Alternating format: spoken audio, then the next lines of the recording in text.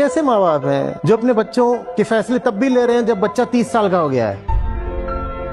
We have to accept this thing कि भाई यहाँ ज्यादातर शादी विवाह जैसे फैसले हैं जो माता पिता ही लेते हैं। मुझे समस्या उनसे है जो चढ़ने दे रहे हैं। अरे छोटी मोटी बातों में दूसरों का मन रख लिया जाता है, पर संगति, वो भी जीवन भर की लगभग अनिवार्य संगति, जिसको या तो फिर मौत तोड़ सकती है या तलाक तोड़ सकता है, इतनी अनिवार्य संगति का फैसला आप किसी और को लेने दे रहे हो तो मुझे आपसे कोई सहानुभूति नहीं है। कैसे अपने आप को जवान बोल रहे हो भाई? विवाह से ज्यादा निजी कोई बात हो सकती है? वो आपके लिए कोई और तय कर रहा है। आप आदमी कैसे हो? मैं बदतमीजी करने को नहीं कह रहा, मैं बस दृढ़ रहने को कह रहा हूँ। मैं कह रहा हूँ कि एक लक्ष्मण रेखा होती है, वो कहाँ खींचनी है इंसान को पता होना चाहिए। स्टैंड तो लो कम से कम। नहीं तो जवान क्यों बोल रहे हो अपने आप को? बोलो कि अभी भी मैं दुधमुहा बच्चा हूँ। और माँ बाप से भी पूछो कि आपने एक जवान और काबिल बेटा या बेटी पैदा करा है ना, तो अगर आपने मुझे अब काबिल बना दिया है तो मुझे छोड़ो ना फिर। और अगर आप अभी भी मेरी जिंदगी के फैसले ले रहे हो तो इसका मतलब आप मुझे काबिल नहीं बना पाए हो। और अगर आप इस काबिल नहीं थे कि मुझे काबिल बना पाओ तो फिर आप अपनी किस काबिलियत के दम पर अब मेरे और फैसले ले रहे हो? माँ बाप की काबिलियत तो इसी में होती है कि वो बच्चों को इतना काबिल बना दें कि बच्चे अपने फैसले फिर खुद ले पाए। यही है ना माँ बाप की काबिलियत। ये कैसे माँ बाप हैं जो अपने बच्चों